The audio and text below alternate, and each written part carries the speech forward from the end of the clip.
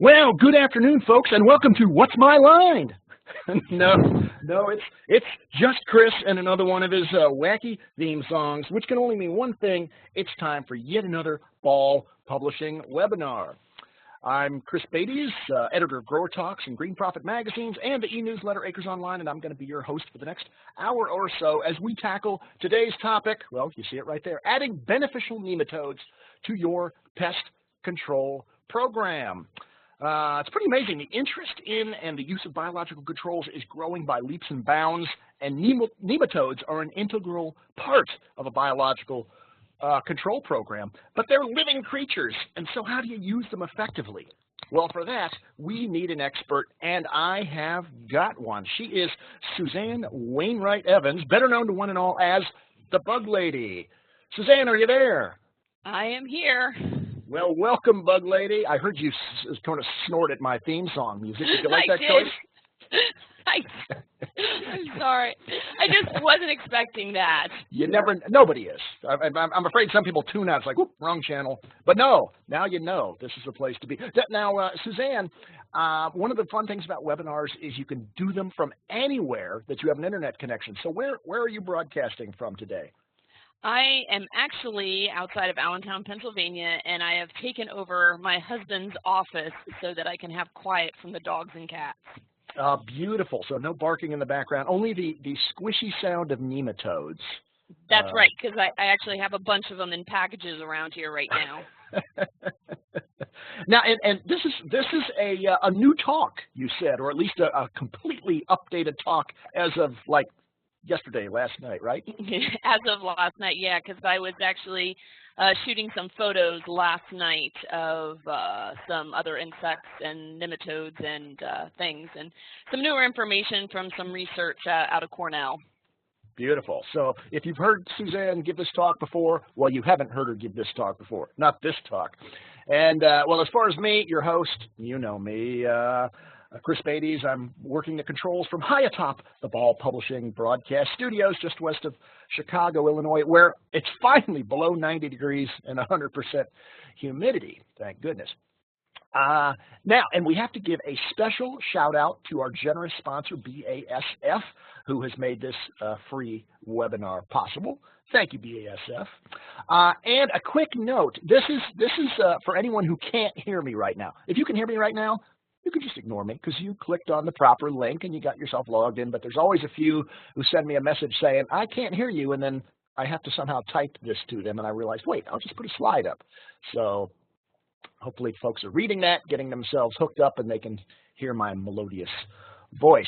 Now, if you have questions for Suzanne as we go along, type them into the either the chat area you see on the side of your screen or the Q&A area, whichever you prefer. I'll check both of them, and if they're pertinent to what we're talking about as we go along, we'll address them then. Otherwise, we'll save them for the end, and if they're just really complicated, well, I'll share Suzanne's email address at the end so you can communicate with her directly. And lastly, if you get kicked off, or if a customer comes, or for some other reason you can't stick on through this archive, or you just want to listen to it again, because who wouldn't, you can go to our archive, ballpublishing.com/webinars, same place you signed up. It'll be up within, oh gosh, a half hour of the conclusion, I believe. And I think that is all of our housekeeping. So Suzanne, are you all set? I am ready. All right, take it away. All right, well, thanks, Chris, for putting this together, and thanks to BASF for sponsoring it. As many of you know, BASF acquired Becker Underwood a few years back, who is the world's largest producer of beneficial nematodes, and they put a lot of science behind their products.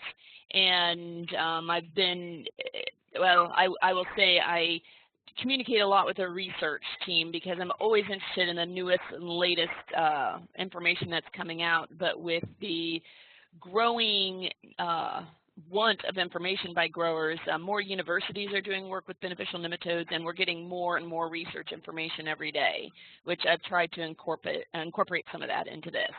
So, all right, beneficial nematodes.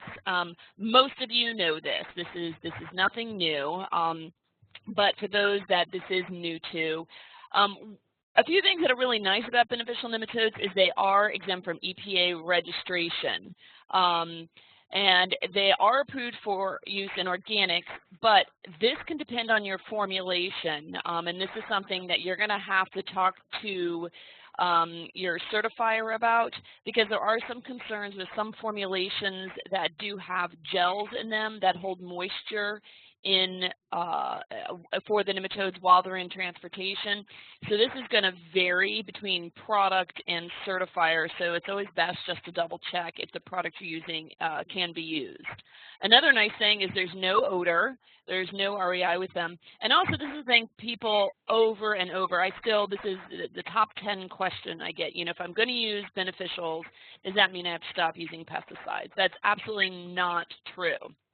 I would say 98% of the programs I work on around, well, I get on a plane almost every week, I will say, through North America, and even I work a lot in the Caribbean too, but we're doing a combination program of pesticides with the biocontrol agents.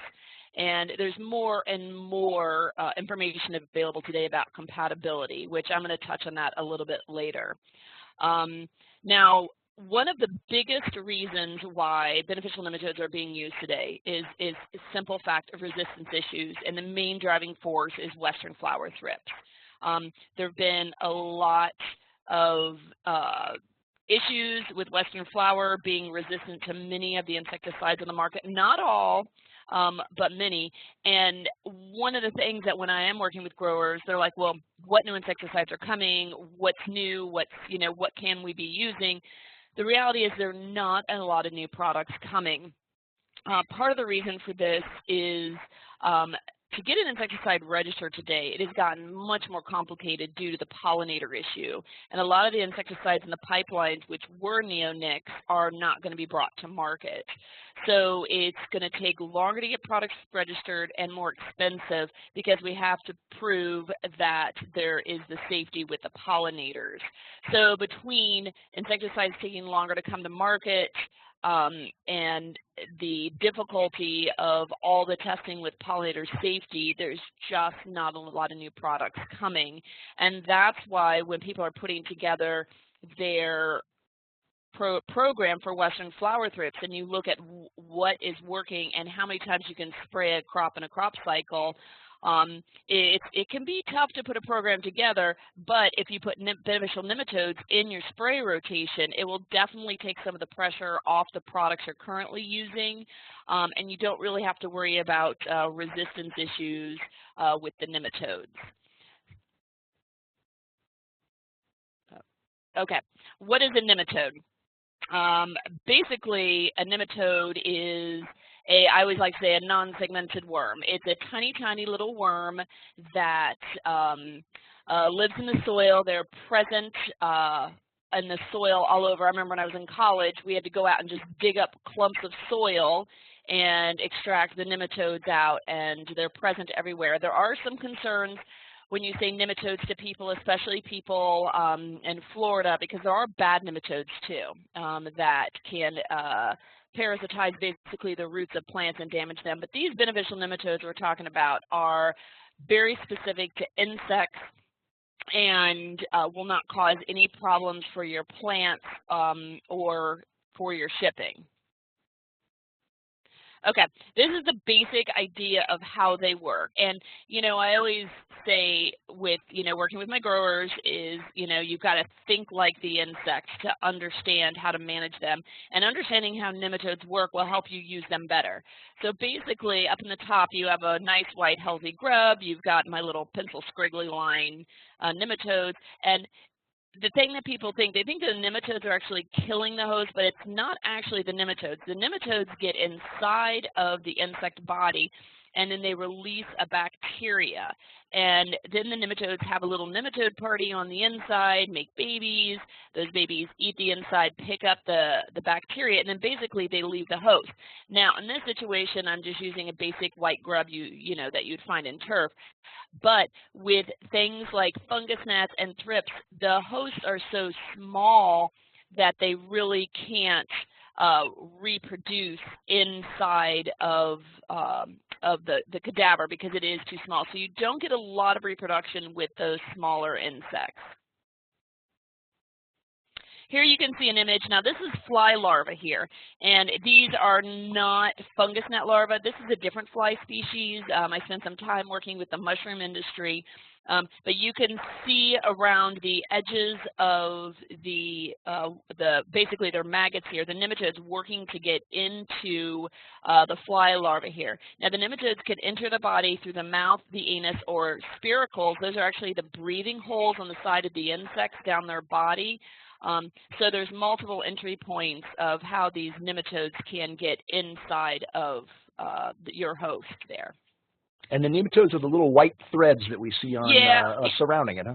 Yeah, this is a tough. I'm actually pointing at my screen trying to show you, but I realize you can't see that. see me pointing at my screen. But yeah, if you look at the top right nematode, the top right maggot, that little tiny white thread to the left, and there's one that's a little curly shape next to it. There's probably, I don't know, about 10 in this image here of the nematodes. Now, this here, these are dead wax moths. Wax moths can be used to rear nematodes, and they're normally nice, bright, and white, creamy color. Well, here, these have actually been infected by nematodes, and inside of this cadaver here, there are thousands of nematodes waiting to burst out of this body. And this color change that happens is one of the clues that you actually know that nematodes are working, and they can change color when they're infected. So they'll go from white or their natural colors to, they sometimes can turn almost reddish, and you see that the black vine weevils, to this brownish, and sometimes even just like a dark, dirty, yellowish, off-white color. Okay, now there are a lot of different species available on the market today, which, sometimes can be a little confusing to know really what you need to use, which I'm going to talk about the one that are, most commonly used. But these are what are being commercially produced today. Now, with one nematode, which I'm going to talk about temperature in a little bit, the nematode Kraussei down there, it's a little different than the rest of them because it actually likes cooler soil temperatures, which is kind of important to know because soil temperatures and water temperatures for nematodes is so critical. But the Kraussei can actually be used at cooler temperatures when your soils are down in the 40s, where the other species really need to be up in the 50s in order for them to work. Now, what are we most commonly using today? Sternema feltii. Some people call it feltiae. It's a potato thing, nematode. I would say that majority of the market is using this nematode species, and what they are targeting with is western flower thrips and good old-fashioned fungus gnats. Even growers that have not really entered into using biocontrol agents per se are using nematodes because they can be treated more like an insecticide in an insecticide application, but the main thing is because they're seeing results too. Because as I mentioned before, with western flower, you're limited on the chemistries you do have available that still have efficacy. And even if you're doing a really good spray rotation, that does not stop resistance from happening. It just puts it off. So many growers are incorporating Sternema into their program as a replacement for some of their chemicals. Fungus gnats. 5-6 years ago, I used to get fungus gnat calls every week. Nobody asks me about fungus gnat management really anymore because so many growers are using the Sternema feltii or there are other biocontrol agents. There's predatory mites. There's also little beetles that can be applied to the soil. So really fungus gnats aren't as big of an issue as they used to be, but still many growers are struggling with western flower. The other nematode that is frequently used is Sternema carpocapsae. This is being used in the Pacific Northwest for root weevil management and then also shore fly management. One thing I will say about the shore fly management, with Carpocapsa, it doesn't work as beautifully as Feltier, where you put the Feltier down and your fungus gnats are gone. Shore flies, we're getting mixed results. There's some other options maybe possibly coming out there. There's been some work done looking at Bavaria bassiana, which is the fungus found in Botanigard, that possibly might provide us another biocontrol option for shore fly. Okay, now in nursery production, and I touched on a little bit about the Pacific Northwest because they do have a bit of a weevil issue out there. They're using Steinema carpocapsae, but again, here's the Krausei. And again, why the Krausei is being used more for weevil management in the northern parts of the United States, it's because its lower threshold is 41, where for carpocapsae it's 57. So you're talking about you can apply them about 15 degrees cooler than the carpocapsae, so you can get it earlier in the season or be applying them later in the season.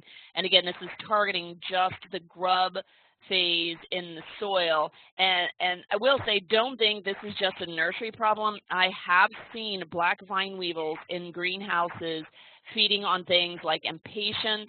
I've had them in my house on my begonias. I've seen them in another maple. It's a greenhouse where they're growing maple seedlings. So these root weevils have a way of getting around and getting into places that you wouldn't always suspect them. And since they're not suspected often of being in greenhouses, they can be a bit more difficult to diagnose. Just as a side note, and there's lots of information available online from BSF and other nematode suppliers, there's lots of other uses for nematodes. You know, army worm and cutworms, we've used in nursery and greenhouse before, the nematodes to manage them because you're targeting these caterpillars in the soil. Banana moth, which is a more southern pest that does attack many ornamentals, including palm trees. We've used nematodes for years to manage them. Peach tree borer, that's actually a borer in the trunks of the trees, and the USDA with David Shapiro down there has done work showing that they actually can spray nematodes on the trunks of trees and actually get control of this borer where they've not been able to manage it with insecticides.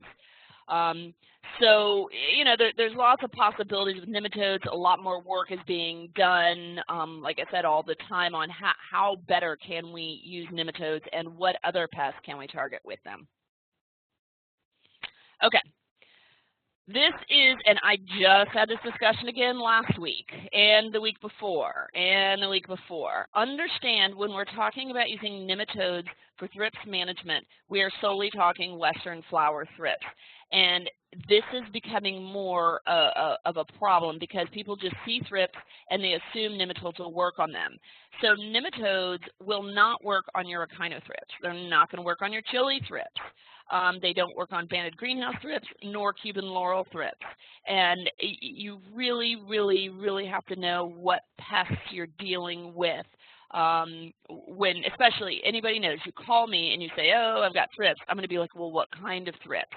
Because this makes a difference. And I've seen too much money wasted. I've seen growers putting out thousands and thousands of dollars of biocontrol agents when they thought they were managing quote-unquote thrips, but really what they had, and this year especially, echinothrips, I've seen echinothrips all over the U.S. this year.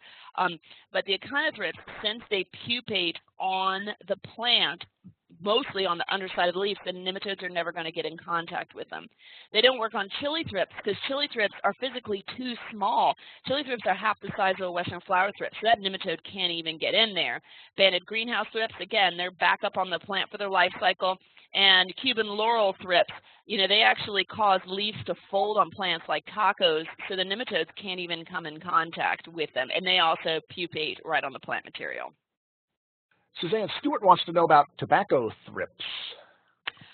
Tobacco thrips, they've not done a lot of work with nematodes on them, but I have to say from personal experience, we've had good results with aureus on them. I actually have photos of watching Aureus sit and feed on them, but Aureus require pollen in their diet, and so that adds a level sometimes of difficulty there to the program. But pretty much going back to nematodes, pretty much it's a western flower thrip target at this point. Gotcha. And for anyone who's asking specific questions about what specific pest, we'll get to those later on, so hang tight. Okay, so this right here, and you know, I cheated and I kind of looked at the list of who was attending this, and I recognize a lot of those names on the list, you guys. And so if you know me, I have told you over and over again, download this free book. I have a link to it on my website. If you can't find it, I can email the PDF. This is probably the best cheater's guide to thrips management for greenhouse and nursery guys. If you're a cotton farmer or doing big ag, this probably is not going to cover all those thrips you need, but this hits most of the thrips that we're going to see in the greenhouse. And what's nice is they give you how to identify it, and then also what it could be confused with, and then a nice photo. These are no longer available in print, but you can easily download it, take it down to UPS Store, Kinko's, or whomever, and just have them print it for you in color.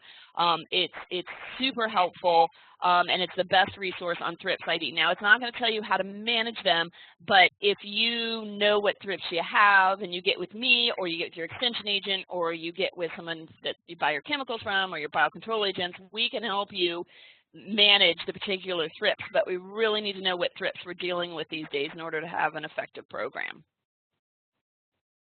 Okay, so western flower thrips.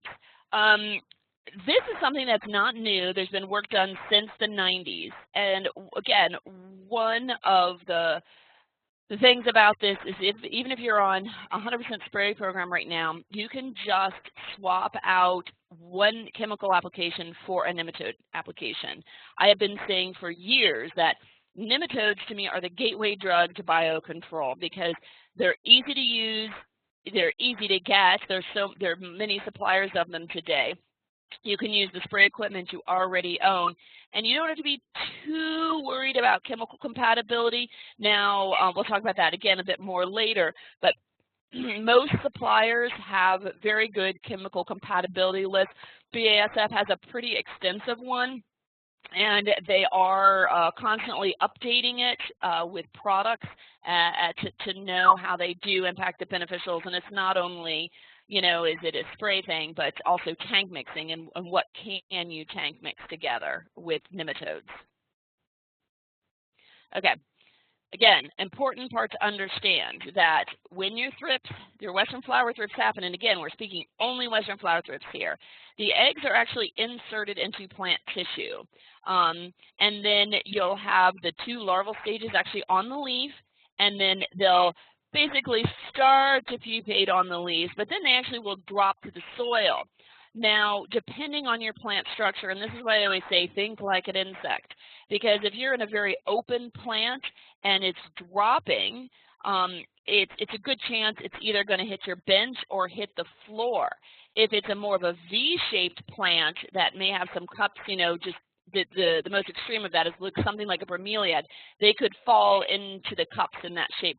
So you have to think about when these thrips are pupating, where are they dropping? Because if you have a mesh bench or you're growing on the floor and the thrips can hit the floor, then when you're applying your nematodes, you want to make sure you target the soil where they may be. If you're on an ebb and flood bench and your plants are well spaced, and if the pupa drop off to the sides, they're going to get washed away, but often enough fall into the plant that you do have a continuing problem. And the adults, as you guys all know, they fly around or can easily be found on the foliage. Okay, so managing them, eggs. There is no option really out there available. And this is what's very difficult with cuttings coming in offshores when, we bring in poinsettia cuttings that might have white fly on them. There's all this research done about the dips you can do. that can help target all the life cycles. When it comes to thrips, even with a dip is not going to manage the egg because it is protected in the tissue. So if you get plants in, even though you may not see one immature or one adult, there's a chance you may still have a thrips problem in a few days because they may hatch out.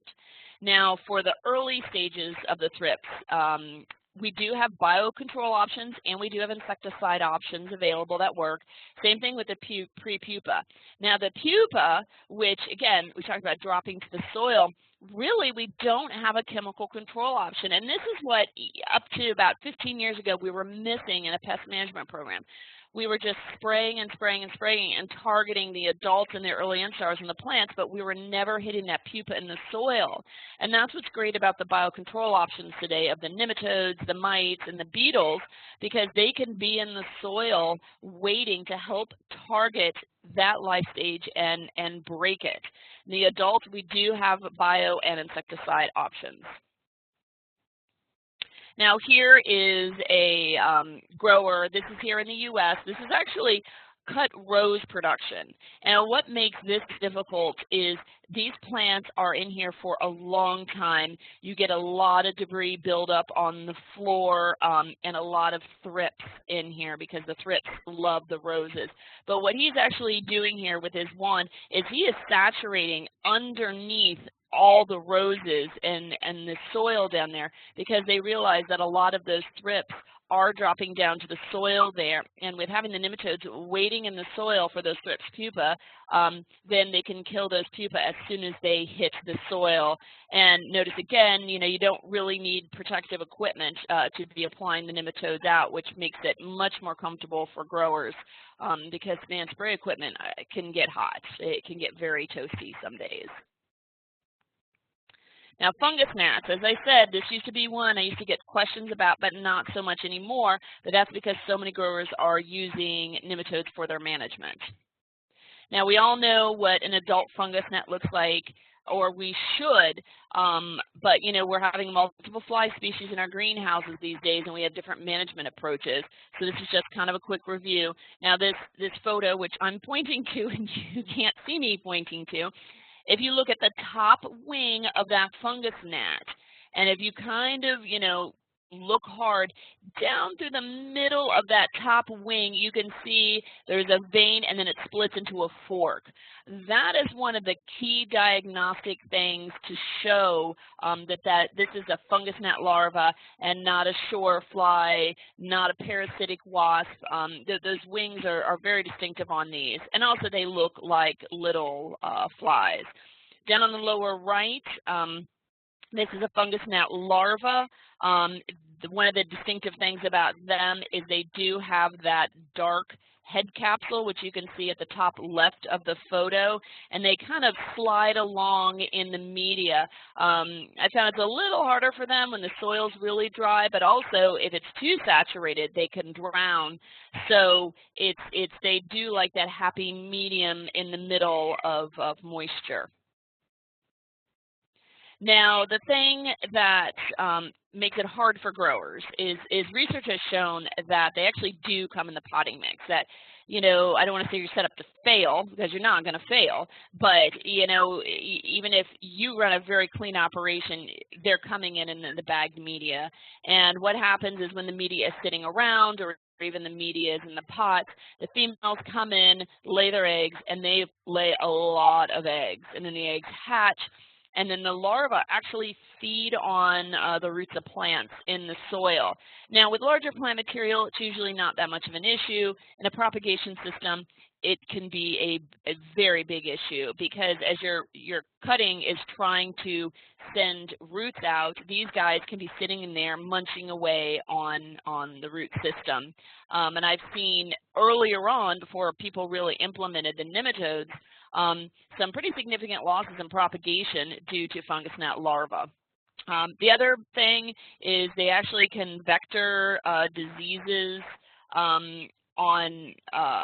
to your plants. Pythium, Botrytis, Fusarium are some that have been documented. is it them spreading disease? Is it going to, you know, destroy your crop? Probably not, but it's just one less thing that you have to deal with is these diseases being spread around. Now here is a little wedge of a potato, because one of the things that when working with growers, you know, I'm generally I come in to try to either fix problems or refine biocontrol programs these days. And one of the things is, you know, the fungus gnats. Do you need to treat every plant in your facility? Maybe not. It's interesting. Insects can be very selective on which plants they do attack. And in this particular greenhouse facility here, we were trying to find out where the fungus gnats really were. So what we did is we took potato wedges and we stuck them in the different crops around the greenhouse and put flags on them, and you must flag them or you'll never find them again. Come back in about a day, 36 hours, pull them out. The fungus gnats really like the potatoes, and you can see all the different larvae in the potato wedge there. What we were able to do is, interestingly, the fungus gnats weren't equally distributed amongst the crops. So we were able to figure out which crops they were preferring and being able to target our treatments there instead of having to treat everything. So it can be a bit of a cost savings on the program for fungus gnat management. Now, keep in mind, when you do use the nematodes for them, you're only killing the larvae in the soil and not the adults. You know, back in the 80s and 90s, early 90s, I know growers got such great satisfaction out of spraying certain chemistries, and you watch the insects fall right off the plant dead in front of you, and that brings great enjoyment to certain people to see them dead.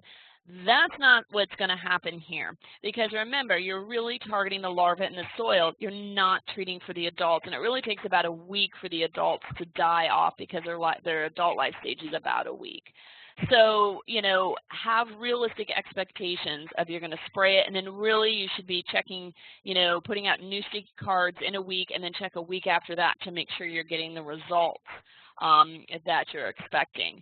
That said, many growers today are doing it just as a preventative. They found going at low preventative rates to prevent having fungus gnat problems and getting them out early for any thrips pupa that may be dropping to the soil has been beneficial to them. So, you know, getting them out early, and then again, using the sticky cards to help trap adults, but really the sticky cards, especially the size in this photo, you're only going to trap so many, so really they're more of a monitoring tool. Okay, shore flies. Now, this is something that over the last 5 years, we've definitely seen a spike in.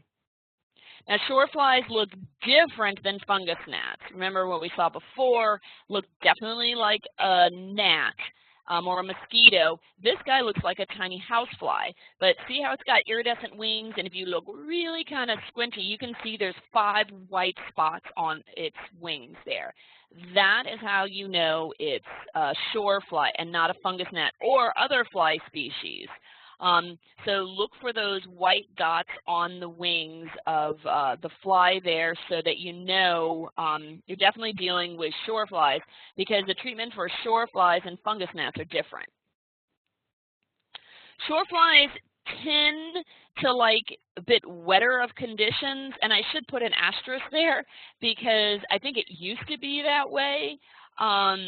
And we used to find them more in benches and water-soaked areas. To be honest, I'm now finding fungus gnat larvae and, shore fly fungus gnat and larvae up in plant material. I actually have images of shore fly pupa laying in the crown of plants and propagation systems. So they definitely are hanging out now up in the actual plant material. But they do lay their eggs on the algae or the moist media. But the larvae can somewhat feed on the roots and can do a little bit of damage, but they're really in there more feeding on the algae. And it takes about 2 weeks for them to complete their life cycle. Now, as far as the nematodes go, again, there's Styrnema carpocapsae that is being used. I personally haven't quite seen the amazing results we have with using Styrnema feltii for fungus gnat management. But that said, you know, we need options out there, and this is one of the options. One of the other issues with this that one of my growers and I were discussing is when they're actually applying these nematodes out, they're very, very young propagation, that the actual water droplet sizes can actually damage some of the seedlings. So that's something you do have to be very careful of, is that when you are applying the nematodes, you don't knock them. And in this one particular situation, this grower's been battling shore flies, and they want to be able to put the carpocapsae out, but what's happened is when the plants are really young, they're skipping a couple weeks of application to make sure the plants have time to get well rooted, but in that time, the shore fly population is exploding. So we're looking at some other possible options on application methods and ways to try to get them out there. But when you do treat for them, don't just treat the plants under the benches and the corners and the drains. You know, again, think like a shore fly. Where are you going to lay your eggs, and target the nematodes in those areas where they may be living. Here you can see here's a propagation facility that was having a wee little shore fly issue. They love to sit on the black plastic trays, and you can actually see the plant kind of in the middle, the lower leaves, those specks on it. That is actually all shore fly feces, and they can really be an aesthetic problem because they can leave their feces all over the plants, which, you know, isn't good to look at. But, you know, this is something that you want to get a hand on early, because they can get out of control quite quickly.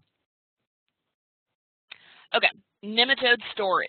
And again, you know, if you've spent any time with me, I beat people up about this.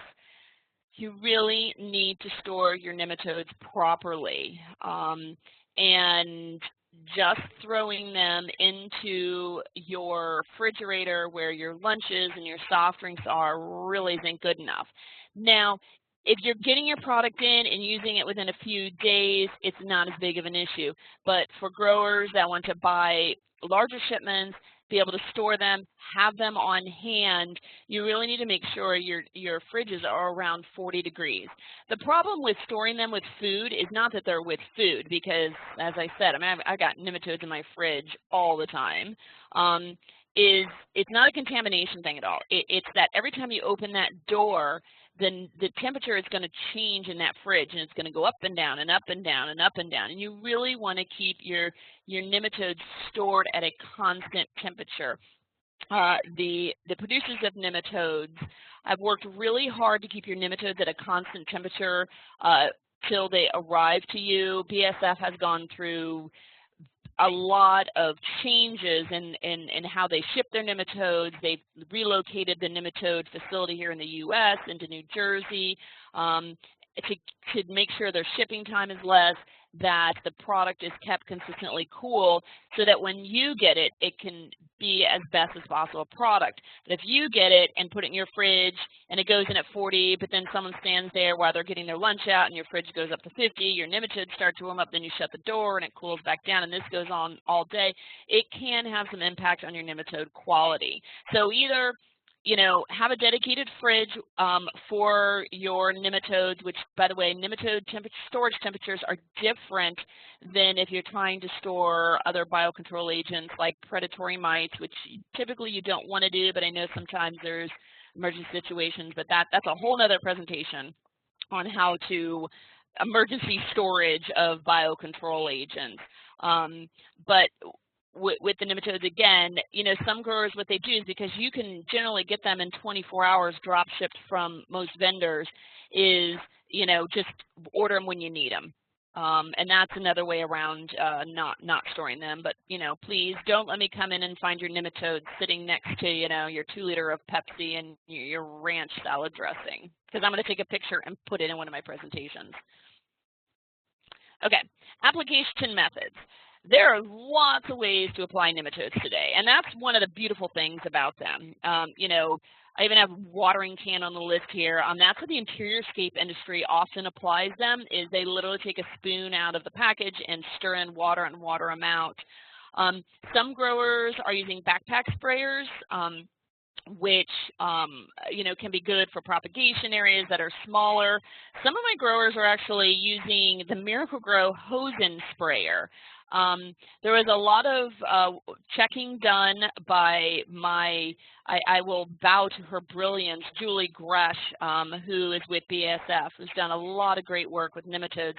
She did work looking at the different homeowner sprayers out there for the homeowner market to see what works well, and they found out that the Miracle-Gro sprayer actually works pretty darn well for applying nematodes.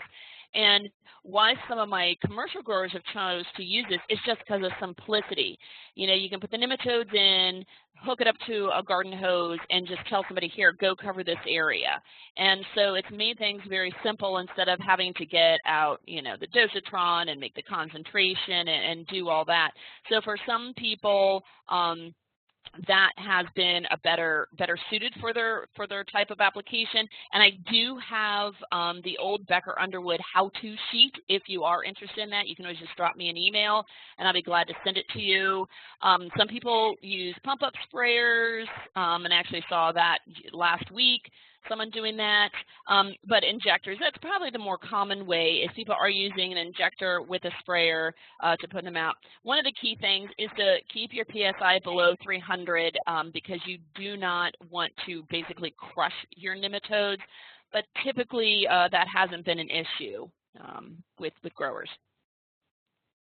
Now, BASF actually has an injector chart that's on their website. You can get it from your rep, you can get it from me. It's pretty easy to find on how to use an injector. And for those that are really interested in this, a little slight promotion. For those of you coming to Carlsbad to the Plug and Cutting Conference, we're actually doing a hands-on demonstration on how to use an injector and with this gram system I'm showing coming up. So we're actually going to be doing some hands-on stuff at that meeting with nematode applications.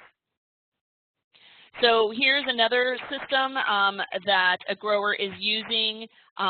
They've actually, on the right, they put their nematode in that white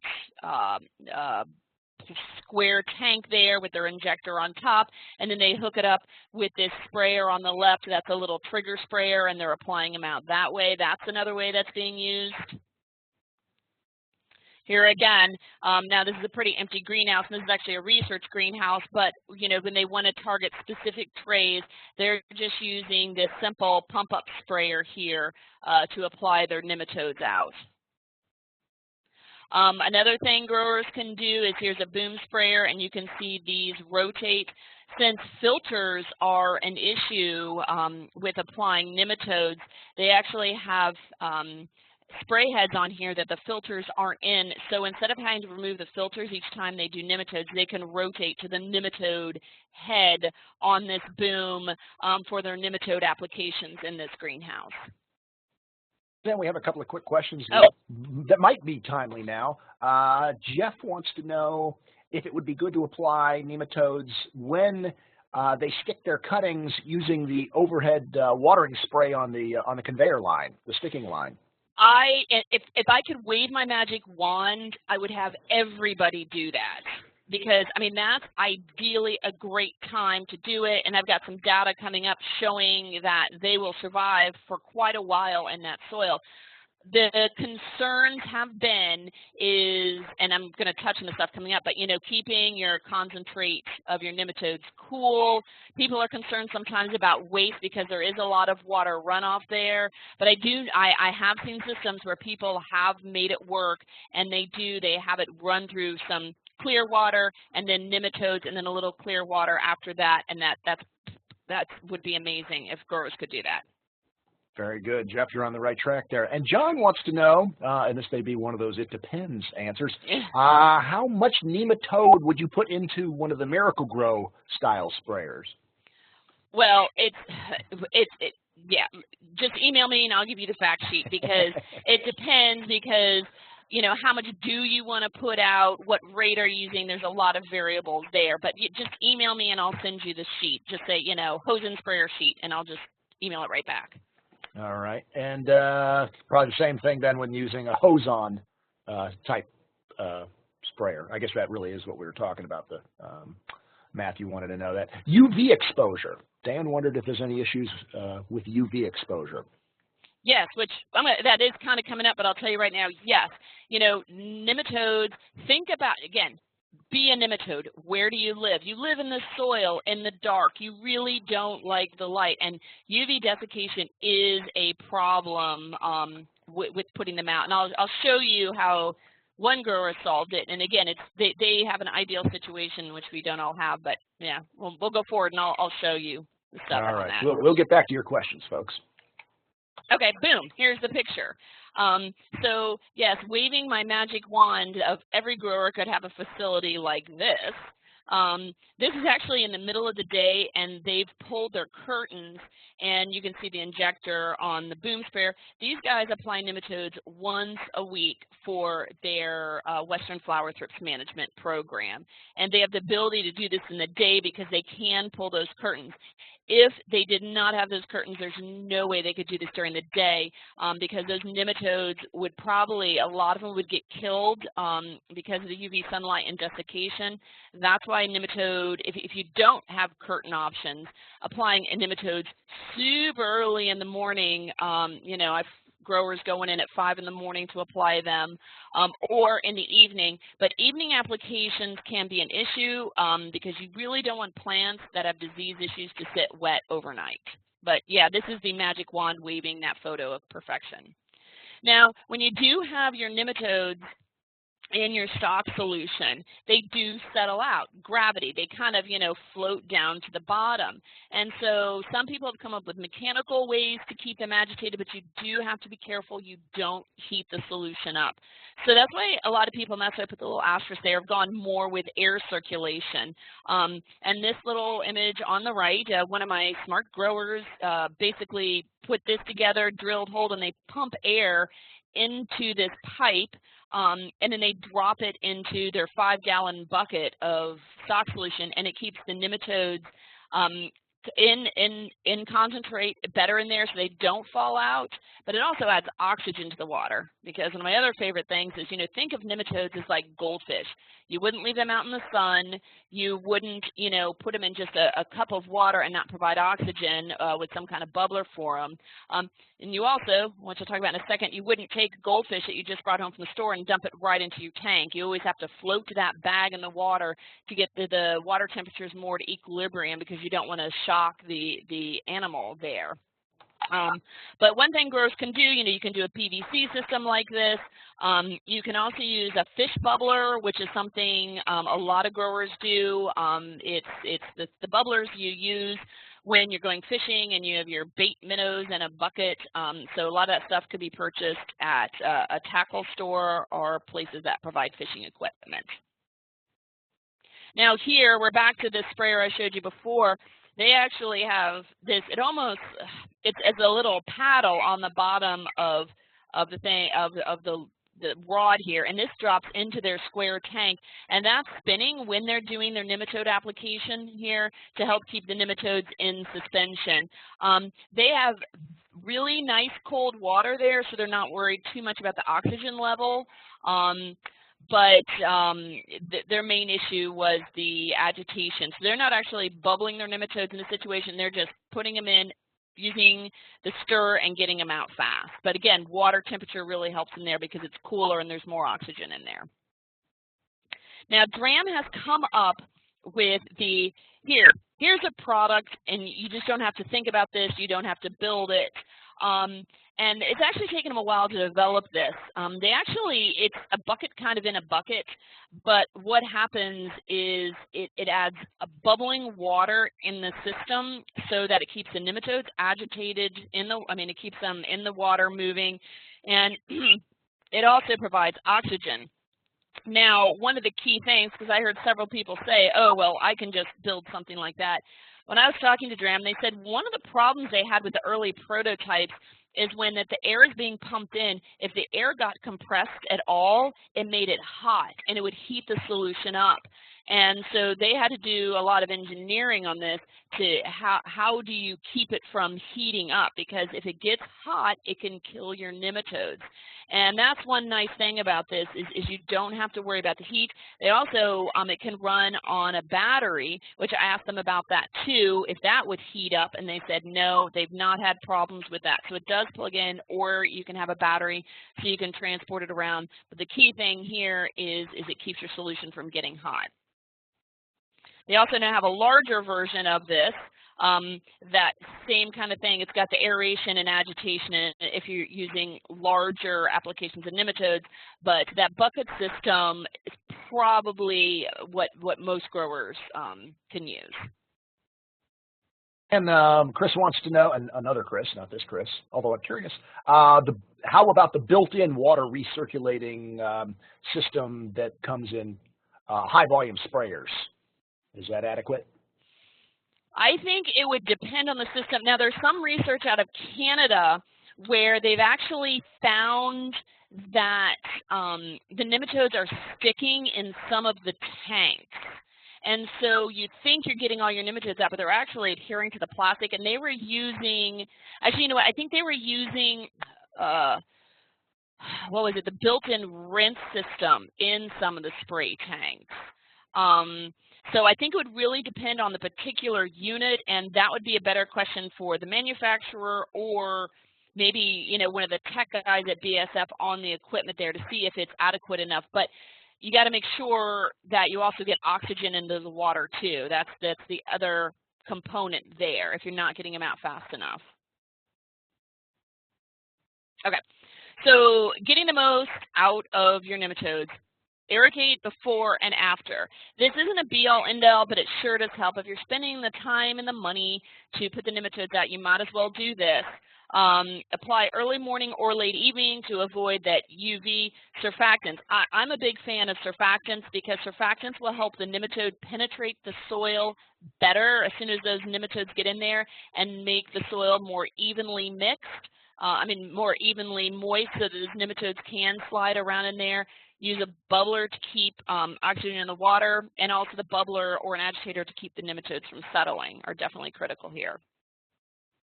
Also, again, back to limit the UV light exposure, and then remove the screens if you can, because if not, it's basically like trying to ram spaghetti through a colander if you don't take the screens out. And you just basically can kill the nematodes. And again, you're doing the time and money to put them out. You might as well do it right, and then also keep your PSI below 300. Okay, temperatures on this. Good. Okay. Do not take your nematodes right out of the fridge and put them in warm water. The basic recommendation I'm going with now is take them out of the fridge, let them warm up on your desk for a few hours before you put them into your water. We're finding that nematodes coming out of a 40-degree fridge into even like 70-degree water, you can get some mortality of the nematodes. So once you do let your nematodes warm up and put them in the water, try to keep the tanks cool when you're applying them. Also, think about your hoses, and the temperature of your water in your hoses, because if you pick up your hose and the water has been in it for a while, you can have hot water in there which can cook them. One of the ways we can keep the stock solution cool is these cool packs, which you see in the picture here that come with your nematodes. You can put them in another Ziploc baggie and actually drop those into your stock tank, and that will help keep your water cooler for putting the nematodes out. And if you do have, groundwater that's in the 50s, you probably don't need to let your nematodes warm up to room temperature coming out of a 40-degree fridge. It's only when you're getting, into those, I would even say, 60 and up, I would definitely let them warm up a bit before you mix them in. So here, just so you know, this is what I call like the nematode crawl, and I was actually at a trade show, and these nematodes were sitting out as a demonstration package for about 2 days, and the nematodes will actually start moving, and this wasn't squeezed out. These are nematodes actually marching out of the package. So if the corner of your package is open and you set it on your desk for a day, don't freak out if you see this. This, means your nematodes are actually alive and they're marching out of the package, and that's what's going on there. Okay, now soil temperatures. With most nematode species, if you're below 60, you're not going to get a lot of activity. If your soil is over 85, you know, we got to come up with another management strategy. In fact, one of the researchers I was talking to last week who is doing some nematode fungus gnat research is that his current experiment actually basically had to stop because the soil temperatures got so hot they killed the fungus gnat larva. They killed the nematodes in the media. So you really need to check those temperatures. I don't see it as often in the northern part of the United States, but as soon as I get down to the Carolinas, down into Florida, Southern California, Texas, those soil temperatures can be just too hot for nematode use. So it's important to know what your soil temperatures are. Pesticide compatibility is another thing that comes up frequently. BASF has, you know, this whole sheet that they go through adjuvants, they go through fungicides, insecticides on compatibility, so you can easily look that stuff up. A lot of the other biocontrol companies, BioBest, Colpert, and now BioLine all have chemical compatibility information available for their nematodes as well. Now, products you do need to watch out for. You know, we talk about how compatible nematodes are, but not everything is compatible. Avid and Pylon, they recommend doing it a 7-day interval. And also Talus is not one you want to tank mix or use together. I just don't worry about Avid as much. Generally, Avid is something that, you know, people are more targeting mites on the foliage. Pylon is something because foliar nematodes are actually on the Pylon label. You know, I'm just much more worried about Pylon. So if you are doing beneficial nematodes for western flower thrips and you have a traditional spray program and you want to put nematodes in, I just lean on the side. It might be better to not have Pylon in that rotation just to protect your nematodes better, because we're finding the nematodes are persisting in the soil for weeks and weeks and weeks after application. Now, many products are compatible, and the thing that always surprises people is the neonicotinoids, the flagship, the safari, imidacloprid. You can actually tank mix those with beneficial nematodes, and also we're finding that microbial products can be very compatible too with the programs. I know lots of people using Botanigard with beneficial nematodes for a western flower thrips management program. Now, quality control, not as much of an issue these days, but I always recommend that, you know, growers set out the empty trays the nematodes come in. Just set them out, collect some of the spray water, check them under the microscope. What you can do is you can just take a flashlight, hold it underneath, and use a 10x hand lens, and that's what Roger, my model in this picture, is doing for us. And you can actually see the nematodes. You don't need an expensive microscope. You can do this with a $5 hand lens and a flashlight and your tray, which you're going to recycle anyhow. And this way you can see if they're moving. I'm finding that the nematodes that are coming in from the suppliers are very good these days. Yes, sometimes things do happen, but where they're getting killed is at the growers, and that's being put in too hot of water or filters not being removed or things like that. So, you know, you can check them before you mix them and then check them at the other end when they're coming out of the hose. Which here, this package here, you can see right out of the get-go, up where it says Feltier there, is not looking so good. Well, that's because this package was floating around non-refrigerated for, you know, I think it was about a month or two, and somebody was using it as a demonstration package, so it had not been refrigerated. But you can see, if you've looked at it, that package just does not look right, and you'd not want to use that. Again, the product was fine to begin with. It's just it wasn't handled properly. This situation here, water actually leaked on a shelf from a product above down onto the nematodes. And you can see on the right-hand side, there's some bluish stuff now in the nematodes. I'd be very hesitant about using something like that. Okay. When you check them, if they're arrows, they're dead. If they're squiggling, they're live. Simple as that. It's pretty straightforward there. And these are what live nematodes look like. And just imagine them wriggling. If we could do movies on, you know, this thing. But if you come to my other presentations, I've got a ton new nematode movies to show everybody. Okay, and we're running out of time, so I'm going to, you know, try to go through this. go ahead and move forward a slide. I'm just going to give the highlight at the end. Basically, what they found is when they put nematodes into potting soil in a greenhouse and then provided fungus gnat larvae on week 1, week 2, week 3, and so out, even out to 8 weeks after the nematode application. So you put the nematodes out in your soil, you wait 8 weeks, they put fungus gnats in the pot, they were still controlling the fungus gnat larvae. Go forward, I think one more. Yeah, here's the chart. So basically out to 8 weeks, they were still managing them. So even when you put your nematodes in and there's no immediate food source for them, they're persisting in the soil for weeks on weeks on weeks. This research was done using sub-irrigation. The research we're trying to do now is doing overhead irrigation to see if that makes a difference in the nematodes' ability to stay in the soil. But keep in mind, so if you're applying those nematodes on the potting line, they're going to keep working for you for weeks. Go forward. Okay, real quick, and I think this is my next to last slide here is, you know, rearing your nematodes. This comes up, this is a whole nother discussion, but this is just basically the pros and cons of it. You know, I just think it's cool because I like nematodes and you can do it, but the question is, you know, is it better quality?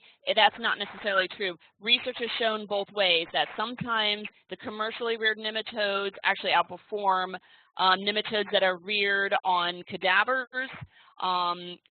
So it depends on the species that you're trying to treat and the nematode species. So you can't always say rearing them yourself on wax moths are going to be better. Does it save you money? It depends on how many hours you have to put into doing it and the time for that.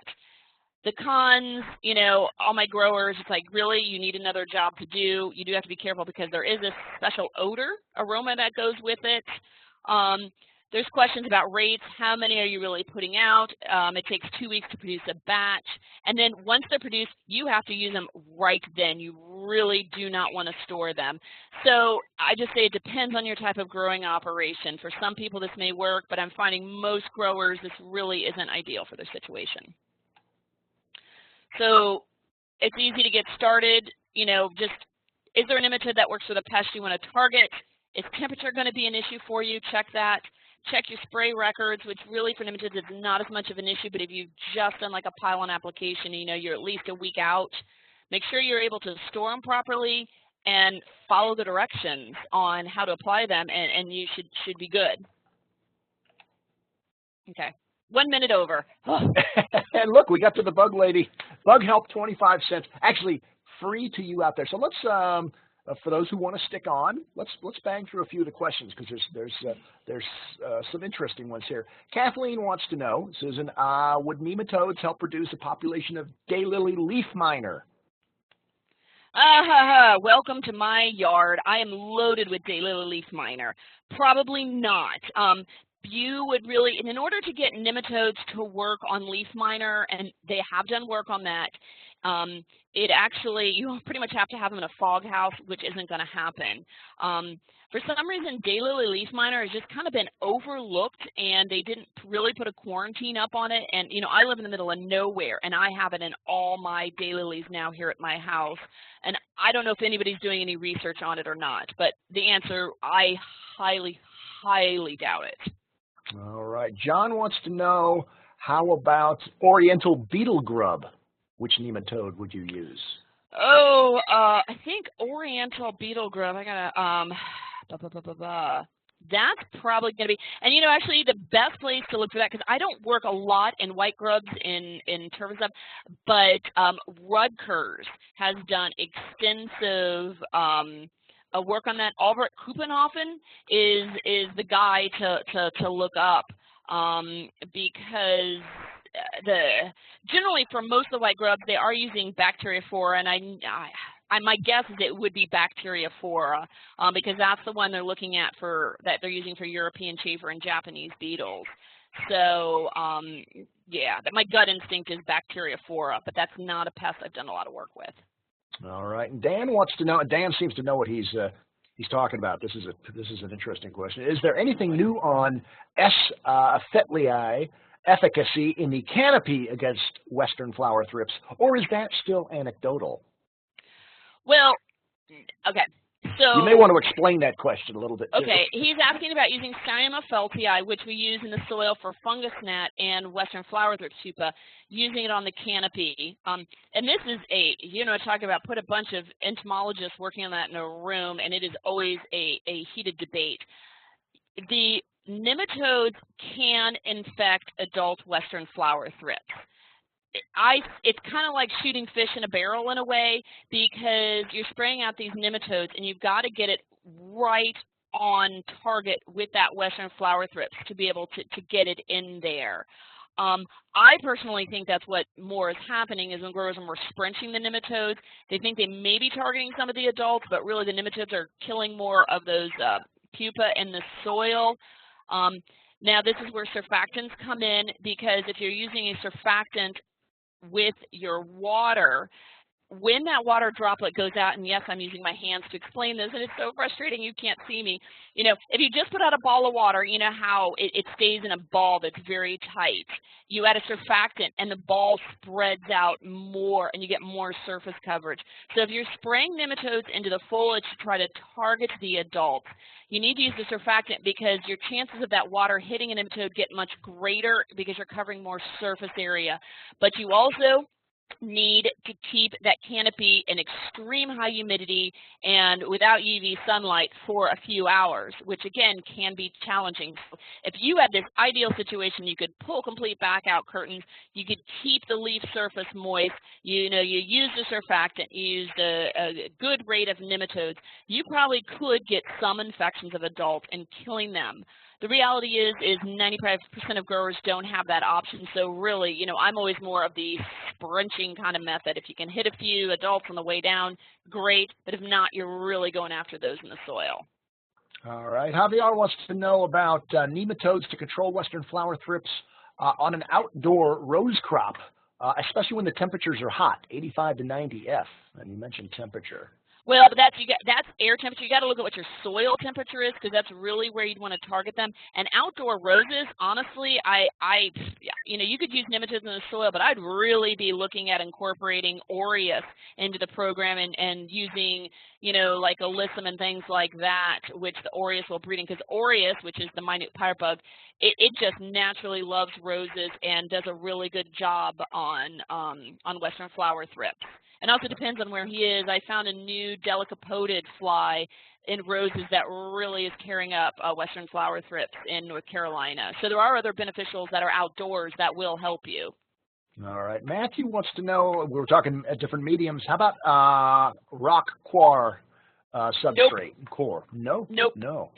They can't really hold on in that. There's actually research done where they put the nematodes in there, and pretty much any kind of water movement, there's nothing for them to grab, and they pretty much just wash out. All right. And somebody asked if you're using it in sort of a mist type system, will you actually wash the nematodes out of the crop, or will they swim out? If let's say if you're using it under a mist system. Well, in this system, well, I mean, it's how much mist are you doing? I mean, are you drown? That's kind of a relative question. But under a normal mist system, nematodes in the soil, they're not getting washed out. But that's something that Cornell is looking at, is the difference between sub-irrigation and overhead irrigation and the nematodes in the soil. But washing them out has not been an issue. All right. Jamie wants to know, we talked about running them through an injector. Can you also use fertilizer at the same time? BASF has information on that. I would not ever do like a stock fertilizer, with your concentrate, but I have known growers that once they're, on the diluted side of things, they have run their nematodes out with them. But it makes me a little nervous about doing that, but I understand why people would want to, do two things at once. But, it depends on your concentration. And again, BASF has some information, and they probably know the exact concentration level. That's a problem. Gotcha. Now, here's somebody, let's see, we've got a golf course question. Do you have currently how many golf courses using nematodes to solve golf course problems. I say this very lovingly. I run away from turf as fast as I can. And this is, whoever's asking this, you need to, again, look up Rutgers and Ulbrich Kuppenhofen. He's the nematode guy that's been working with turf and doing all the testing. Also, Jeff Gabrick with BASF, who's the Northeast rep, I know he's got a lot of experience with nematodes and golf courses. That is definitely out of my area of what I've worked in, and I don't want to give any wrong information. All right, 2 more quick questions. One from Blake. How long does a nematode population persist in the soil or on the floor before it needs reapplication? It depends on temperature, food availability, you know, things like that. But that research they just showed from Cornell is, you know, 1 application, and those nematodes sat in that pot for 8 weeks, and then they applied the fly larva, the fungus gnat larva, and they still were able to kill that fly larva. So even 8 weeks out, they were still persisting. But again, this is going to depend on soil temperatures, because if it's getting too hot, they're probably not going to act, they're not going to survive as long. So more work needs to be done on that. But definitely people that are doing the Western Flower Thrips program, it's a weekly or every other week application they're going out with to manage them, just to keep re-bombarding them out there, because fungus gnat larvae, I think, are a lot easier to kill than Western Flower Thrips. All right, and lastly, Danny says, most of this discussion is directed towards greenhouse growing. I'm the grounds manager at 2 large hospitals, and as you would expect, that clean, healthy, natural, non-toxic is very important to us. Will implementing nematodes into my landscape benefit me much? Well, if you've got the pests that they target, you know, again, some of the white grub species, nematodes can work for outside.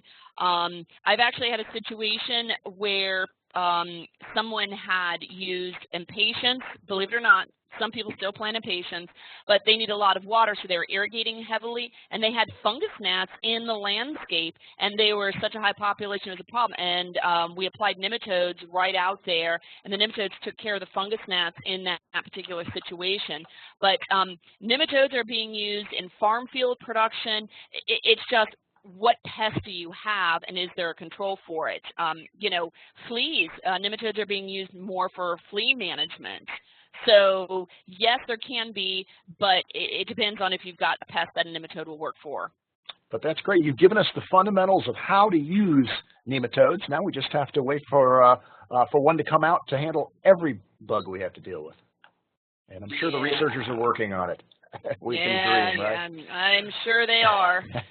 All right. Well, if you've got more questions, here is Suzanne's contact information, her web address, and her email address. She's also on Twitter, Facebook. No doubt she's put some Pinterest pictures out there that you just wouldn't believe what she was telling me. She was taking photos of. It was crazy. It's crazy stuff all over Pinterest. But anyway, contact her if you have some questions. I'm sure she'll help you out. Now, I want to thank BASF again for sponsoring this webinar and putting the free in free webinar. And again, if you want to kind of relive this, share it with colleagues, go to ballpublishing.com/webinars.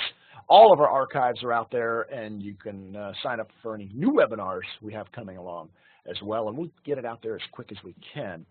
And that's it. I think that's pretty much everything. So for Suzanne, for all of her beneficial pest friends, BASF, and all my peeps at Ball Publishing, this is Chris Beytes saying, so long, everybody.